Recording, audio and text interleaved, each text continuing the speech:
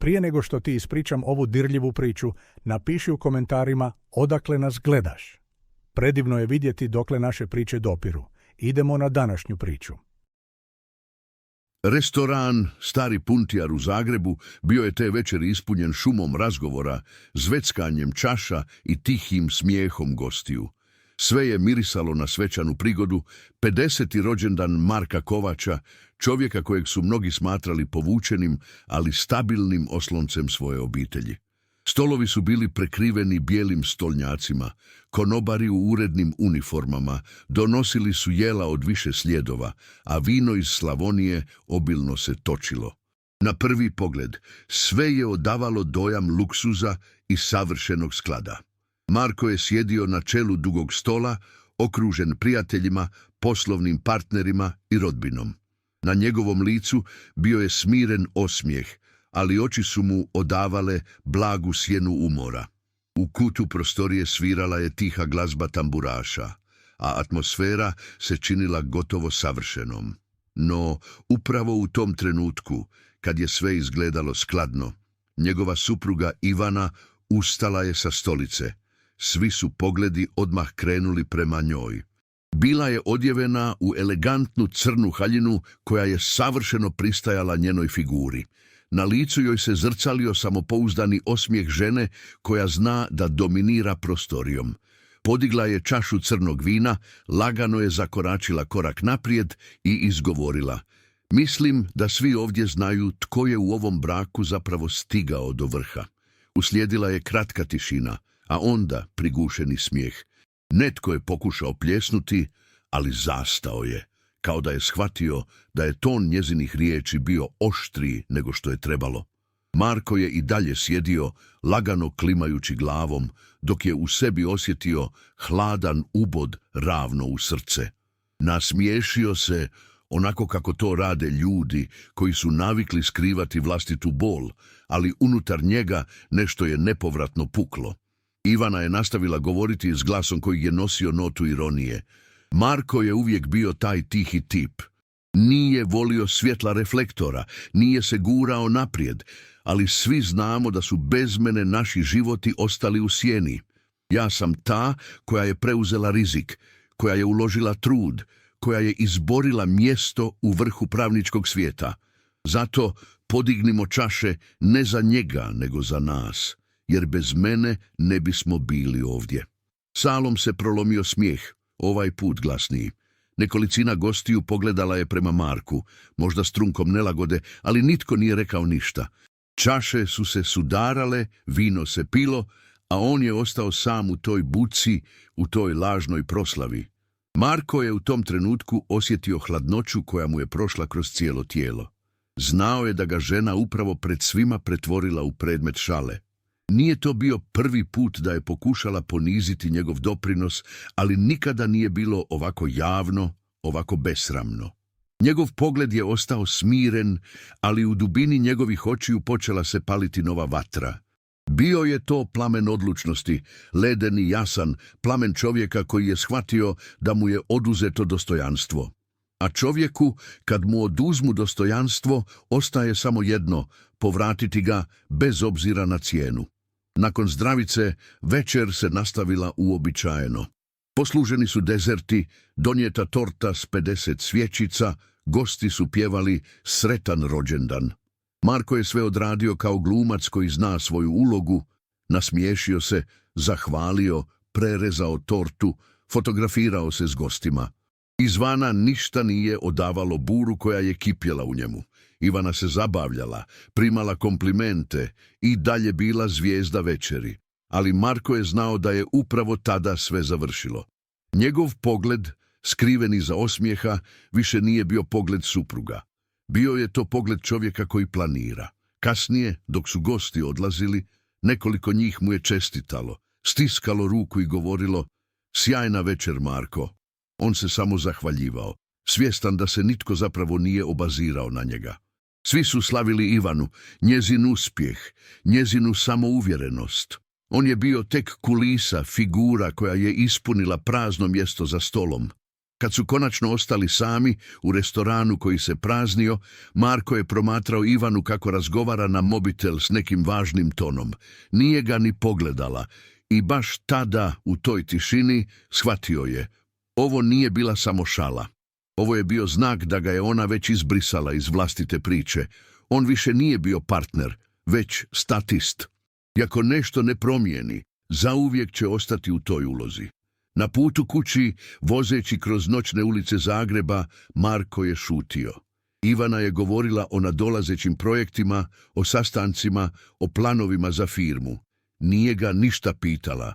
On je samo držao volan, a u glavi mu se vrtjela jedna rečenica. Ako su me večeras učinili nevidljivim, uskoro će shvatiti tko sam zapravo.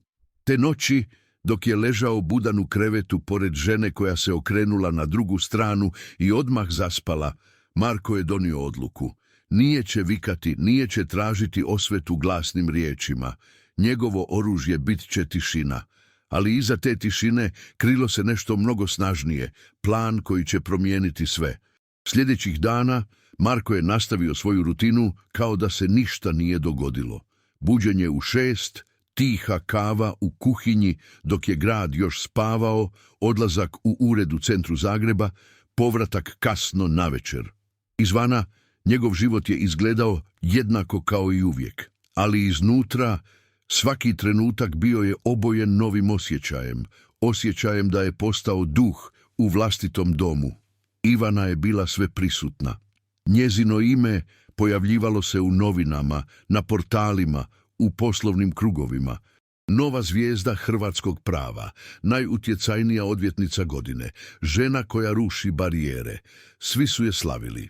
Njezin osmijeh krasio je naslovnice, njezini govori bili su citirani, a ona je uživala u svjetlima reflektora. U njihovom stanu na Pantovčaku zidovi su bili prekriveni priznanjima, nagradama i fotografijama s uglednim političarima i biznismenima. Markove slike, njegovi uspjesi, njegova prošlost, sve je bilo sklonjeno, ostavljeno u kutijama koje nitko nije otvarao. Za goste koji su dolazili u njihov dom, Marko je bio ljubazan domaćin. Nasmiješio bi se, natočio čašu vina, poslužio hranu i zatim se povukao. Rijetko bi ga itko pitao za mišljenje, a kad bi i pitao, Ivana bi uvijek presjekla razgovor preuzimajući riječ. On je za njih bio tek figura, tihi muž uspješne žene, gotovo kao komad namještaja u kući koja je blistala njezinim sjajem. Ali nitko od njih nije znao istinu. Nitko nije znao da je Marko bio temelj svega. Prije nego što je Ivana postala to što jest, on je bio taj koji je financirao njezin studij, plaćao seminare, podržavao je kada nije imala dovoljno slučajeva. Bio je onaj koji je kupio njihov prvi ured u centru, platio renovaciju i osigurao stabilnost dok se firma borila za prve klijente. On je bio motor, ali motor koji se skrivao ispod haube, nevidljiv, bez priznanja. Marko je odrastao u obitelji koja je generacijama imala posjede duž dalmatinske obale.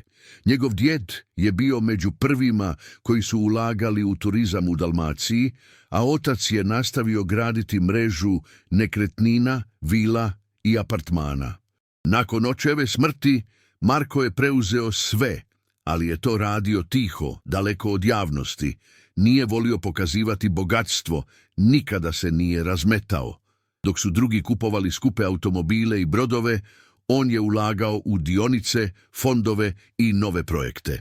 Imao je desetke milijuna eura vezanih uz holding kompanije koje su postojale na papiru, ali bile potpuno pod njegovom kontrolom. U Ivaničinu svijetu Marko nije bio ništa više od bankomata koji šuti.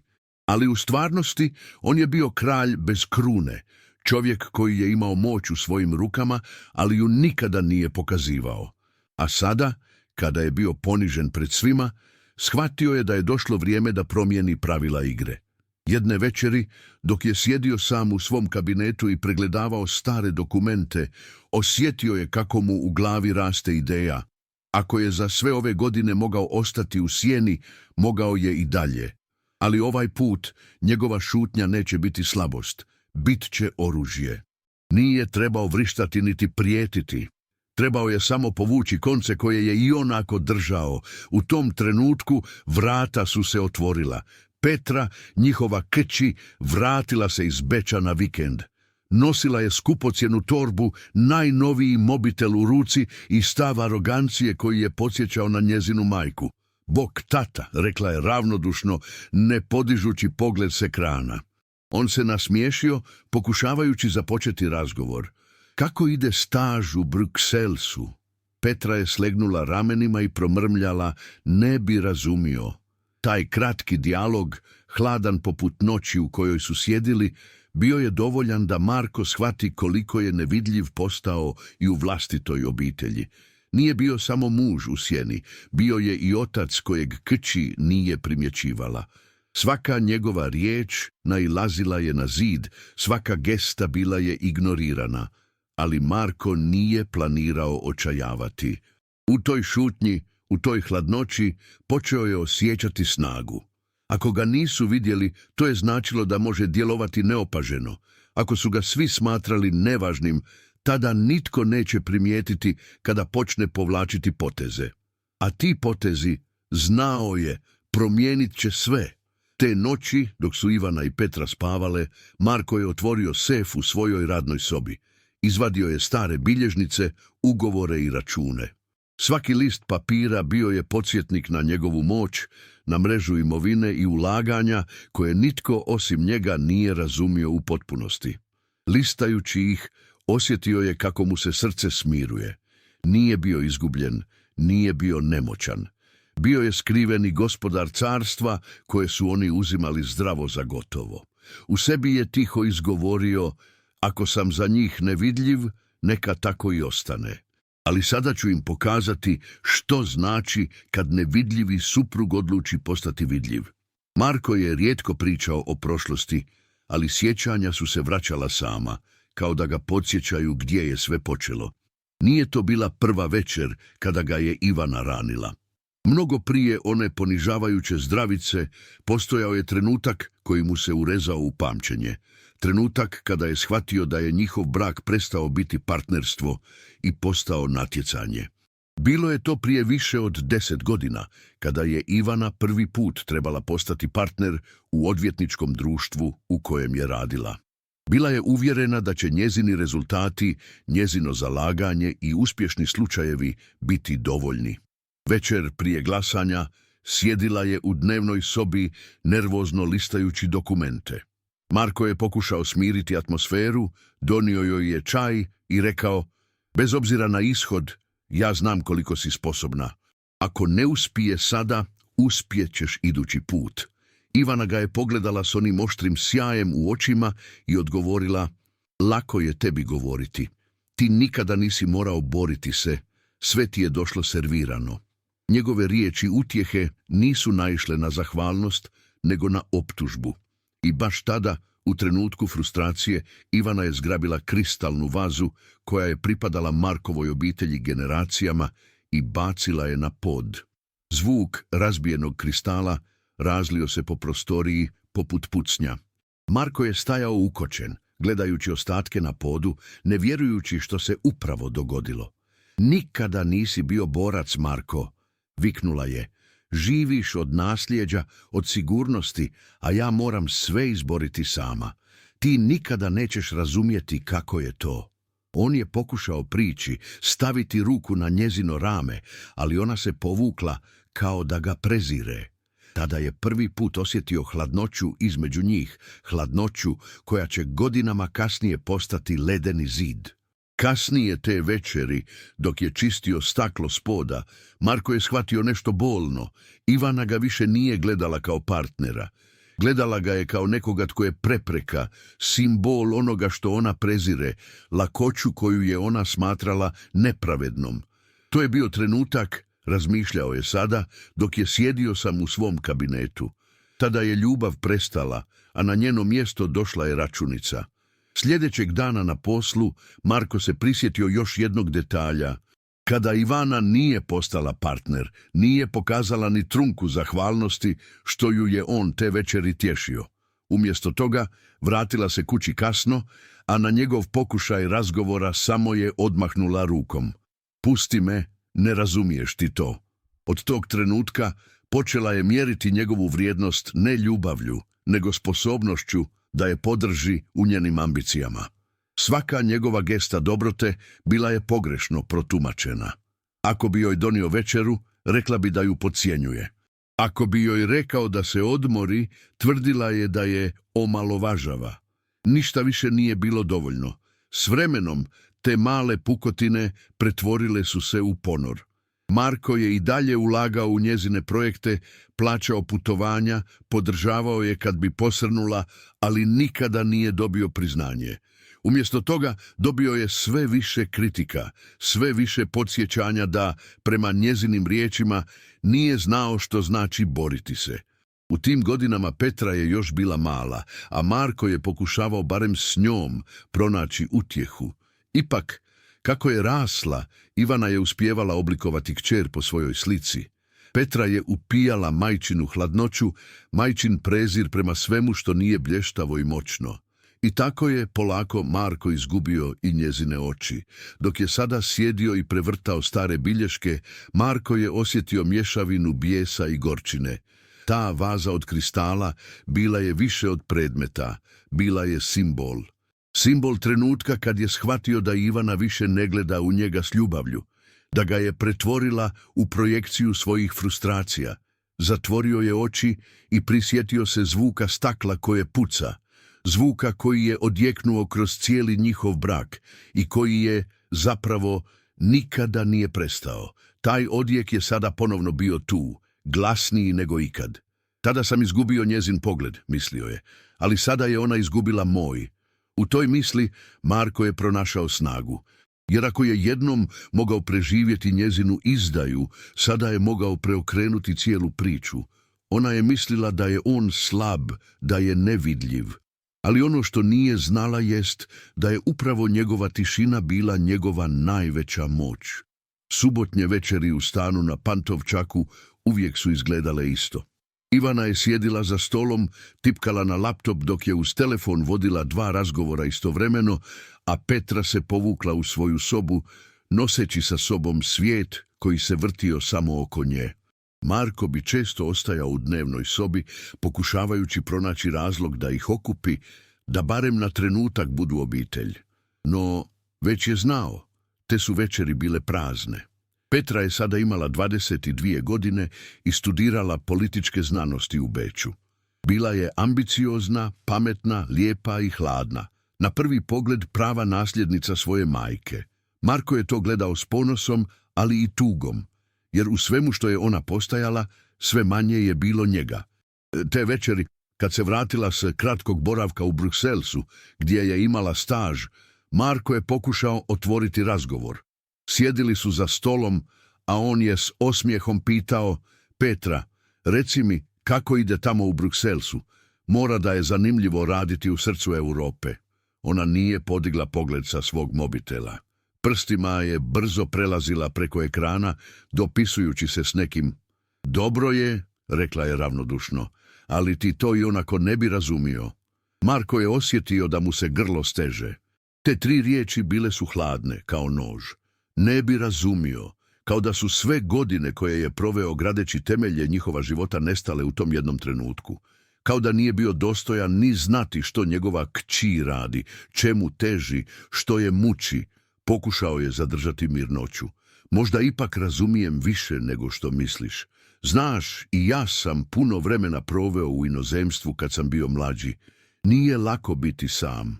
Ovaj put je podigla pogled, ali samo na trenutak. U njezinim očima nije bilo topline, samo dosada. Tata, molim te, to što si ti putovao po Dalmaciji i dogovarao najmove apartmana nije isto kao Bruksel i europska politika. Nemoj se uspoređivati. Te riječi su ga pogodile dublje nego što bi i sama mogla zamisliti. Jer Petra nije znala da je iza tih apartmana stajalo carstvo vrijedno milijune. Nije znala da je njezina budućnost, uključujući studij u Beču, bila financirana upravo tim sitnicama koje je tako prezrivo spomenula.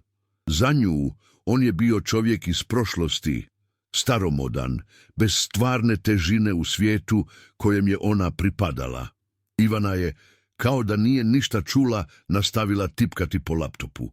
Nije ni pokušala ublažiti situaciju. Njoj je možda čak i odgovaralo da Petra gleda na oca kao na nekoga manje vrijednog. Kasnije te večeri Marko je otišao do Petreine sobe. Vrata su bila poluotvorena, a iznutra se čula glazba. Pokucao je lagano i ušao. Petra je sjedila za stolom, okružena knjigama i bilješkama. Petra, započeo je tiho, znaš li da sve što radim, radim i zbog tebe. Htio sam ti samo reći da sam ponosan na tebe, bez obzira na sve. Ona ga je pogledala s blagim podsmijehom.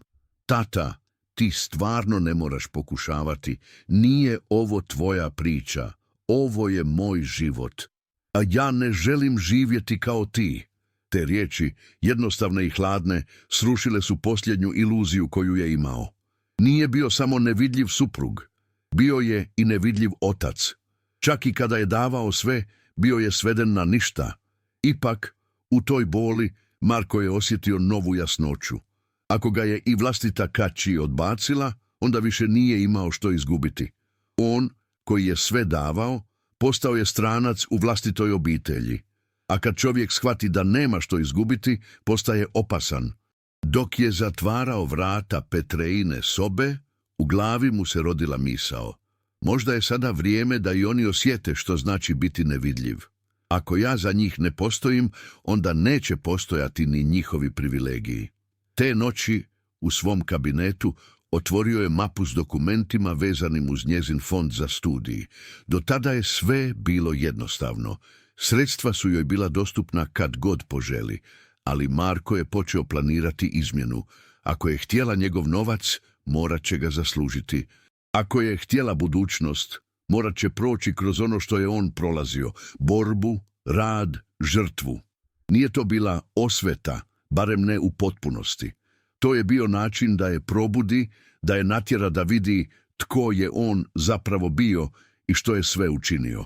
A možda, samo možda, to je bio način da je ponovno vrati sebi. Dok je gasio svjetlo i izlazio iz sobe, znao je da je donio odluku. Nije više bio samo promatrač, bio je čovjek koji će vlastitom tišinom promijeniti njihove živote iz temelja. U Zagrebu su svi znali za odvjetničko društvo Matić & Partneri. Nalazilo se u modernoj zgradi od stakla i čelika na Radničkoj cesti, simbol uspjeha i moći u pravnom svijetu Hrvatske. Ivana je bila nova zvijezda u toj priči, žena koja je navodno vlastitim trudom došla do vrha. Novine su pisale o njoj, klijenti su je hvalili, a konkurencija je gledala s mješavinom zavisti i divljenja. Ali iza tih fasada od stakla krila se istina koju nitko od vanjskih promatrača nije znao. Marko je počeo otkrivati tragove te istine slučajno kroz sitne detalje koji su mu privukli pažnju. Jednog jutra, dok je listao izvode sa svojih računa, primijetio je nekoliko transfera koji su ga zainteresirali. Nisu bila njegova plaćanja, niti su bila vezana uz njihove zajedničke troškove. Imena firmi bila su poznata, povezana s društvom u kojem je Ivana radila. Marko je znao previše o financijama da bi povjerovao da je to slučajnost. Toga dana odlučio je da će pratiti trag novca. Angažirao je diskretno starog poznanika iz Splita, nekadašnjeg novinara, sada privatnog istražitelja. Nije mu rekao sve, samo da želi informacije o Ivani i njezinim poslovnim partnerima. Ništa spektakularno, rekao je. Samo me zanima koliko je duboko ušla u te odnose.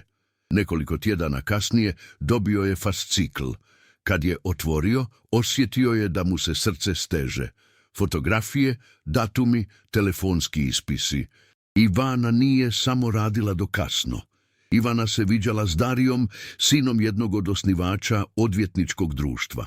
Na slikama su bili zajedno u Splitu, u luksuznom restoranu na rivi.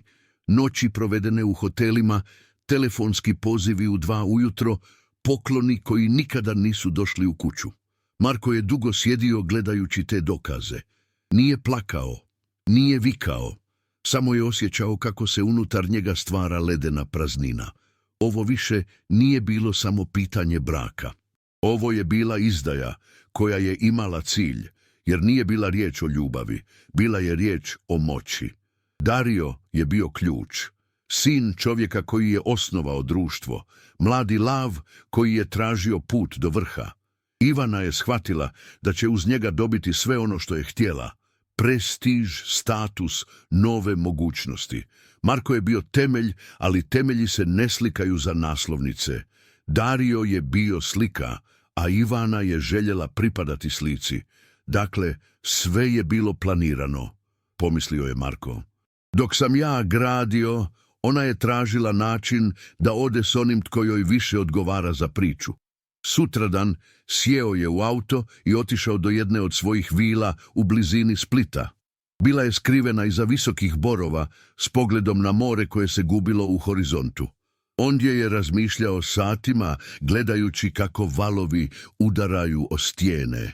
Znao je da mora odlučiti hoće li ostati tiha sjena i dopustiti da ga potpuno izbrišu, ili će napokon iskoristiti moć koju je uvijek imao, a nikada nije pokazao.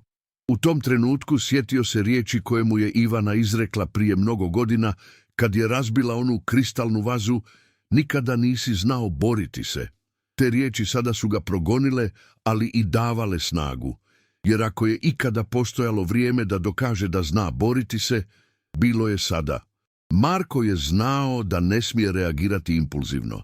Ivana i Dario očekivali bi bijes, scenu, možda čak i razvod pun skandala. Ali on nije bio taj tip čovjeka. On je znao nešto što oni nisu, kako čekati, kako planirati, kako udariti kada se najmanje nadaju. Zato je počeo slagati vlastiti plan.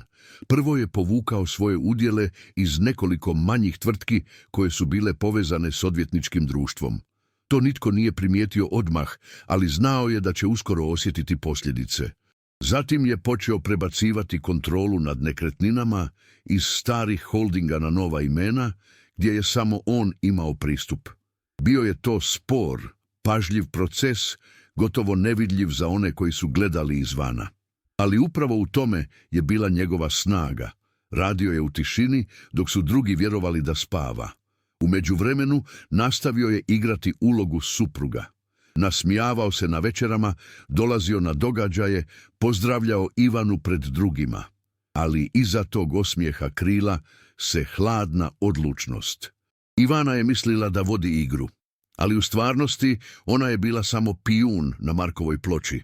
Kad je zatvorio fascikl s dokazima o njezinoj izdaji, osjetio je mir kakav dugo nije. Nije više bio povrijeđeni muž.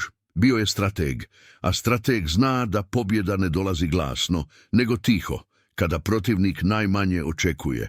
Marko je znao da vrijeme radi za njega. Godinama je bio u sjeni, neprimjetan, gotovo nevažan u očima svoje obitelji i kruga u kojem se Ivana kretala. Ali upravo ta nevidljivost bila je njegovo najjače oružje.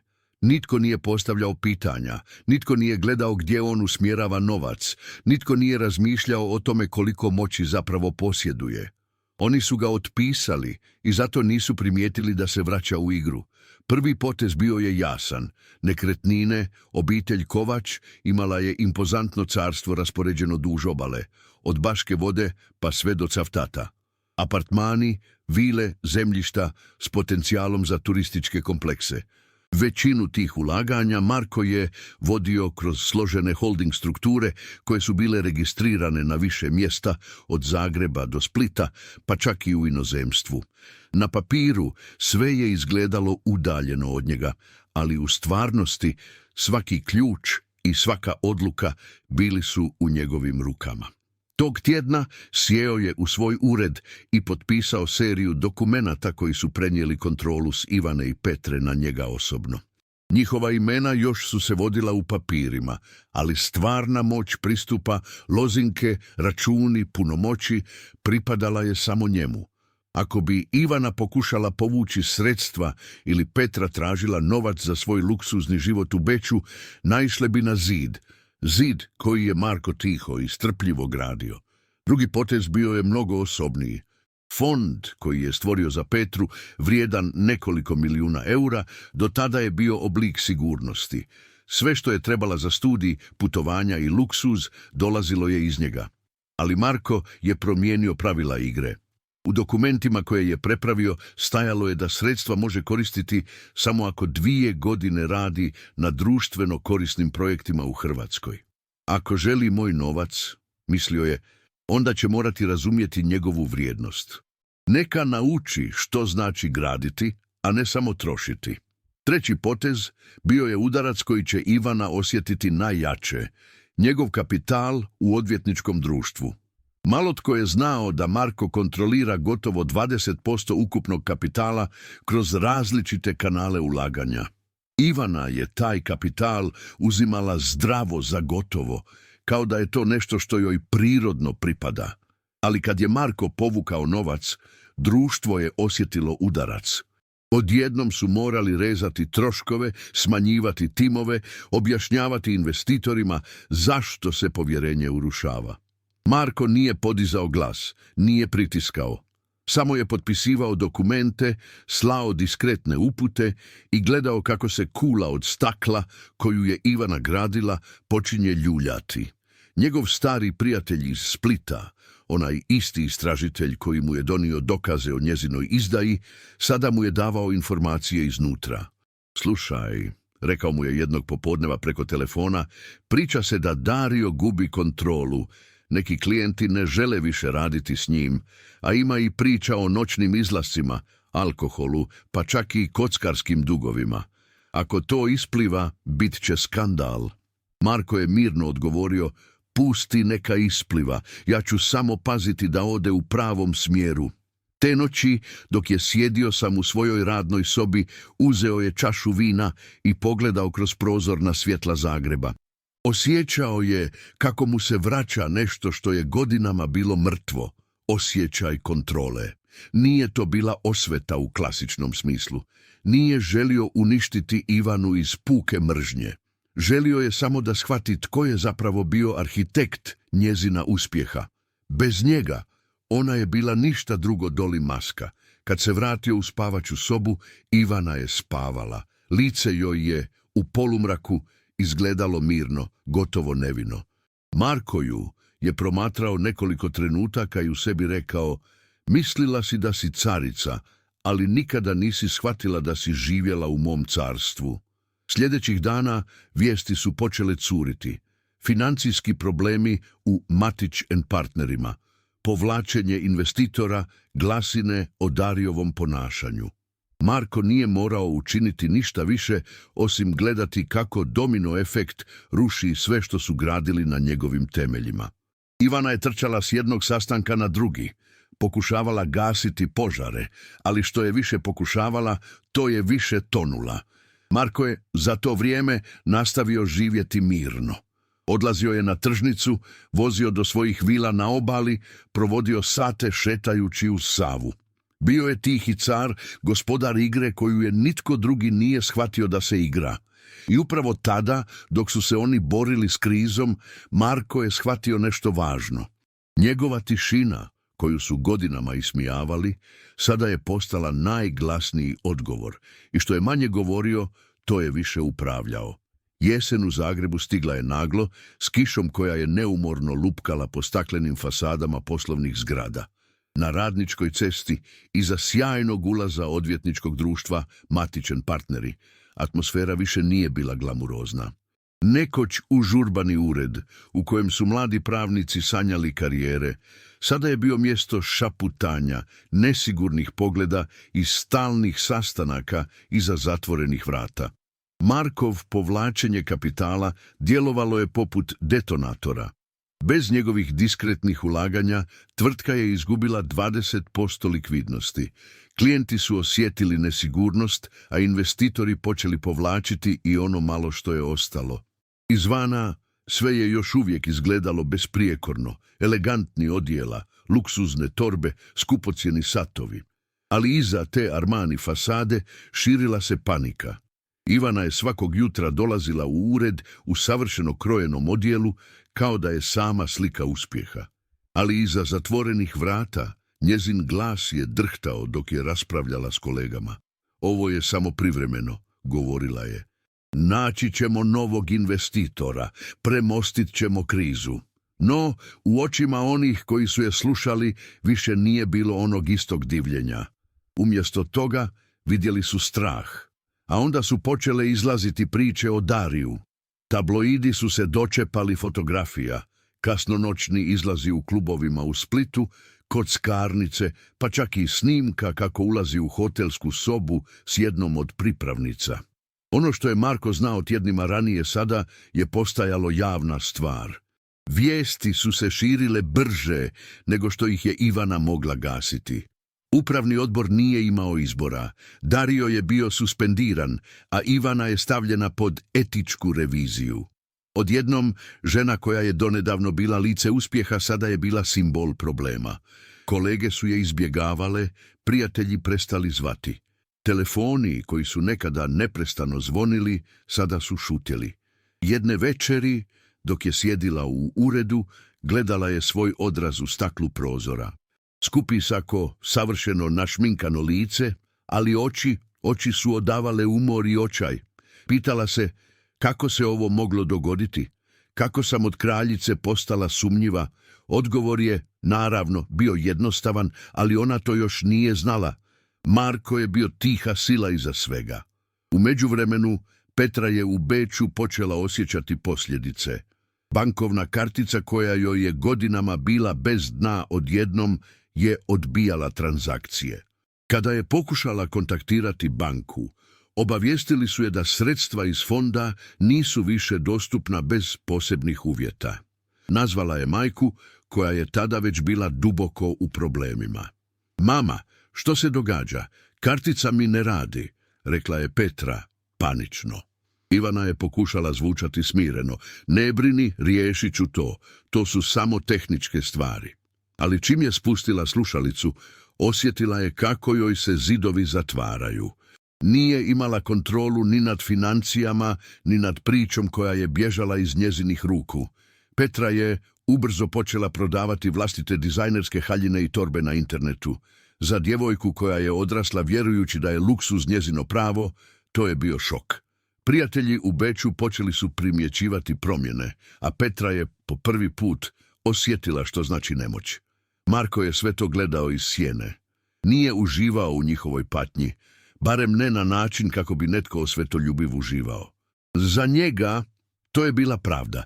Bio je to trenutak kada su morali shvatiti da njihovi životi nisu njihovi vlastitim zaslugama, nego da su godinama počivali na njegovim leđima. Jedne večeri, kad se Ivana vratila kući, našla ga je kako mirno čita novine u dnevnoj sobi. Jesi li vidio što pišu? Upitala je, glasom u kojem se osjećala panika. Marko je podigao pogled, mirno, gotovo ravnodušno. Vidim. Teško vrijeme, ha? Ona je šutjela nekoliko sekundi kao da traži znak, riječ, bilo što bi je umirilo, ali Marko nije ponudio ništa. Samo je vratio pogled na novine. Njegova tišina bila je glasnija od bilo kakvog odgovora. Sljedećih tjedana Ivana je sve češće išla na sastanke u odjelima koja su odjednom djelovala prevelika za nju. Skupi Armani više nije skrivao njezinu unutarnju slabost. Iz simbola uspjeha pretvorila se u simbol propasti. Kolege koji su je nekada slavili, sada su je koristili kao primjer kako ambicija može pojesti samu sebe. Marko je znao da je stigao trenutak kad se sve preokrenulo. On, tihi muž kojeg su ismijavali, sada je bio gospodar situacije, a ona, žena koja je vjerovala da drži sve u svojim rukama, sada je bila razotkrivena, gola u svojoj nemoći. Zima je prekrila Hrvatsku, snijeg je zatrpao ulice Zagreba, a ceste prema Lici bile su opasne, prekrivene ledom i maglom. Marko je tih dana provodio vrijeme u kući na Plitvičkim jezerima, povučenoj i skrivenoj od znatiželjnih očiju. Bila je to njegova oaza, mjesto gdje je mogao disati daleko od buke grada i lažnog sjaja kojim se Ivana godinama kitila. Kuća od kamena s pogledom na zaleđeno jezero činila se poput tvrđave koja je čuvala njegove misli. Jednog poslije podneva, dok je stajao na verandi i gledao kako se magla spušta nad jezero, Čuo je zvuk automobila kako skreće na makadamski prilaz. Nije očekivao nikoga. Kad je vozilo stalo i kad su se vrata naglo zalupila, znao je tko je stigao. Ivana je ušla u dvorište, u kaputu koji više nije sjajio kao prije, s licem koje je otkrivalo neprospavane noći. Oči su joj bile crvene, ali nije plakala. Ona nije znala plakati pred drugima. Ona je znala samo vrištati, napadati i pokušati dominirati. Marko, viknula je dok su joj koraci tonuli u snijeg. Znaš li ti što radiš? Znaš li da uništavaš sve? On ju je promatrao mirno, kao da gleda prizor iz daljine. Nije se pomaknuo, nije pokazao ni najmanji znak iznenađenja. Samo je rekao, uništavam? Ne, samo vraćam ono što je moje. Ivana je ušla u kuću bez poziva, bacivši rukavice na stol. Hodala je naprijed natrag kao zvijer zatvorena u kavezu. Ti si povukao novac, ti si okrenuo ljude protiv mene, ti si pustio priče o Dariju u javnost. Sve si to ti, Marko. Zar ti nije dosta što si me cijeli život držao u sjeni? Sad me želiš i zakopati. Marko je zatvorio vrata za njom i polako prišao. Njegov glas bio je tih, ali svaka riječ padala je teško poput kamena. Držao u sjeni. Ivana, ja sam ti dao svjetlo. Na mojim sam temeljima sagradila sve što si pokazivala svijetu, ali nisi to mogla priznati. Nisi mogla živjeti s tim da tvoj uspjeh stoji na mojoj tišini. Ona je stisnula šake, suze su joj navirale u oči, ali ih je gutala. Ja sam se borila, ja sam radila, ja sam zaslužila sve što imam. Možda, odgovorio je Marko, ali nikada nisi bila sama u toj borbi. Ja sam bio tu cijelo vrijeme, samo si odlučila da me ne vidiš. I kad si odlučila da sam prepreka, tada si me izgubila. Ivana je sjela na stolicu, lice joj se skrilo u dlanovima. Po prvi put nije imala spreman odgovor, nije imala repliku kojom bi preokrenula situaciju. Tišina kuće bila je teža od svih njezinih argumenata. Marko je nastavio sada hladnije. Gledala si na mene kao na čovjeka koji ne zna boriti se, ali nikada nisi shvatila da moj način borbe nije bio tvoj. Ja ne vičem, ja ne udaram glasno, ja čekam i onda uzimam ono što je moje. Vani je vjetar zavijao kroz šumu, a zaleđeno jezero ispred kuće činilo se poput zrcala na kojem se lomila mjesečina. Ivana je podigla glavu. Oči su joj bile pune nemoći. Marko, ako nastaviš ovako, izgubit ćemo sve. Firmu, reputaciju, Petru, on ju je prekinuo. Ne, ti ćeš izgubiti sve, jer ti nikada nisi imala ništa vlastito. Tvoj uspjeh je bio refleksija mog rada.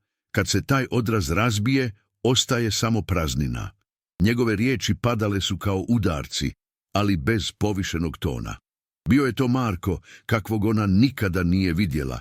Hladan, odlučan i potpuno siguran u sebe. Ivana je ustala i prišla mu, gotovo ga moleći. Reci mi što želiš. Reci mi što da napravim. Ne mogu ovo sama. Marko ju je gledao nekoliko trenutaka, a zatim rekao, želim istinu. Želim da napokon priznaš sebi da si cijelo vrijeme bila u mojoj priči. Da tvoja moć nikada nije bila tvoja. I da si me izgubila onog trenutka kad si odlučila da sam manje vrijedan. Ona je spustila pogled. Prvi put u godinama Ivana nije imala odgovor. Sve što je mislila da jest, srušilo se pred tim čovjekom, tihim mužem, kojeg je ismijavala. Kad je odlazila te večeri, snijeg je i dalje padao, a njezini koraci ostavljali su tragove prema automobilu. Marko je ostao na verandi, gledajući kako nestaje u noći. Osjećao je da je njihova priča došla do prekretnice. Ivana je konačno shvatila da nikada nije imala moć. Ona je bila samo sjena njegova carstva. Dok je Ivana tonula u vlastitu tišinu, Petra je prolazila kroz vlastitu krizu. Beč, koji je donedavno bio njezin svijet luksuza i bezbrižnosti, sada joj se činio hladan i neprijateljski. Kreditne kartice više nisu radile, novac je nestajao, a njezina reputacija među prijateljima počela se urušavati. Oni koji su se okupljali oko nje zbog raskošnih večera i putovanja sada su se povlačili, a Petra je po prvi put osjetila što znači biti sama. Prodavala je odjeću, torbe i cipele, koje je donedavno smatrala osnovom svog identiteta. Svaka prodana stvar bila je poput reza po njezinom egu. Nije mogla vjerovati da se kći Ivane i Marka Kovača našla u situaciji da pregovara s nepoznatim ljudima preko interneta samo da bi mogla platiti stanarinu. Nakon nekoliko tjedana, iscrpljena i zbunjena, odlučila je nazvati oca. Bio je to poziv koji se dugo opirala napraviti, jer je u njoj još uvijek živio majčin glas koji joj je govorio da je otac slab, da ništa ne razumije, da je bezvrijedan u svijetu u kojem se ona kretala. Ali sada, kad su sve maske pale, Petra je osjetila potrebu čuti ga. Telefon je zazvonio u Markovoj kući na Plitvičkim jezerima. Bio je večer, Marko je sjedio uz kamin i čitao stare knjige o povijesti Dalmacije. Kad je ugledao ime svoje kćeri, zastao je. Nije se odmah javio. Dopustio je da zvoni nekoliko puta, kao da ga je trebalo podsjetiti da je ovo trenutak koji je čekao. Halo? Javio se konačno tihim, ali čvrstim glasom. Tata? Začuo je Petru s druge strane. Glas joj je bio slomljen, drugačiji od onog arogantnog tona na koji je navikao. Tata, kako si izdržao sve ove godine, kako si mogao šutjeti? Marko je zatvorio oči i naslonio se na naslon stolca. Toliko toga je htio reći, ali izabrao je jednostavne riječi. Izdržao sam jer sam mislio da vi to vrijedite, da vrijedi podnijeti sve. Ali sada znam da to vrijedi samo ako i ja postojim u toj priči. Petra je zašutjela. Osjetio je da diše ubrzano, kao da se bori sa suzama. Nikada nisam vidjela, nikada nisam razumjela. Mislila sam da sam samo pozadina, dovršio je Marko. Znam, tako me je tvoja majka naučila gledati i ti si to naslijedila. Ali znaš što, Petra, vrijeme je da i ti odlučiš hoćeš li me vidjeti onakvim kakav jesam, a ne onakvim kakvim su te učili da vjeruješ. Po prvi put, Petra nije imala spreman odgovor. Umjesto toga, pitala je nešto što je Marko godinama želio čuti. Možeš li mi pomoći? Ne mislim na novac. Mislim, stvarno mi treba tvoja pomoć. Da shvatim da ne budem kao ona. Marko je spustio knjigu na stol i duboko udahnuo. Osjetio je kako mu se srce, koje je godinama bilo teško poput kamena, po prvi put malo omekšalo. Nije znao koliko može vjerovati toj promjeni, ali znao je da je to korak. Petra, rekao je tiho, ako želiš moju pomoć, morat ćeš učiti iznova. Morat ćeš naučiti kako je to živjeti bez privilegija, kako je to graditi nešto vlastitim rukama. Ako to možeš prihvatiti, onda ima nade za tebe. Za nas, s druge strane, čuo je njezin šapat. Spremna sam. Kad je spustio slušalicu, Marko je ostao dugo sjediti u tišini. Kamin je pucketao, vjetar je hučao kroz šumu, a on je znao da je u toj noći dobio nešto što novac nije mogao kupiti. Prvi znak da bi mogao vratiti svoju kćer. Sljedećih dana Petra je počela češće zvati. Nisu to bili dugi razgovori, ali bili su iskreni. Počela ga je pitati o njegovom poslu, o obitelji, o stvarima koje nikada prije nije pitala. Marko je odgovarao strpljivo, bez gorčine. Znao je da ne smije požurivati. Njezino povjerenje trebalo se graditi polako, kao što se grade temelji kuće. Ivana je, naravno, primijetila promjenu. Kad je jednog dana došla kući i čula Petru kako razgovara s Markom preko telefona, lice joj se stisnulo od bijesa. Što to radiš? Upitala ju je. Petra ju je pogledala ravno u oči, prvi put bez straha. Razgovaram s tatom. Ivana je pokušala nastaviti. Petra, znaš da on... Ali Petra ju je prekinula. Dosta, mama. Možda ti njega nikada nisi vidjela, ali ja počinjem. i više mi nećeš govoriti tko je on. Te riječi pogodile su Ivanu snažnije nego jedan Markov potez, jer to je bio trenutak kada je shvatila da gubi nešto puno važnije od posla i reputacije, gubi kćer. Marko je to znao i u toj spoznaji osjetio je mir. Njegova borba nije bila samo da povrati moć. Njegova borba bila je da ga napokon vide. A Petra je prvi put u životu stvarno gledala svog oca. Petak je osvanuo tih i hladan na Plitvičkim jezerima. Snijeg je prekrivao krovove i borove, a dim iz Markova kamina uzdizao se prema sivom nebu.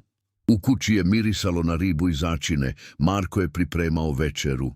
Gledao je kroz prozor prema zaleđenom jezeru dok je čistio svježe ulovljenu pastrvu. Pokreti su mu bili spori, promišljeni, kao da je znao da će taj dan biti poseban. Oko 6 sati čuo je zvuk automobila kako se penje uz brijeg. Pogledao je kroz prozor i vidio svjetla koja su se probijala kroz snijeg. Nije se iznenadio.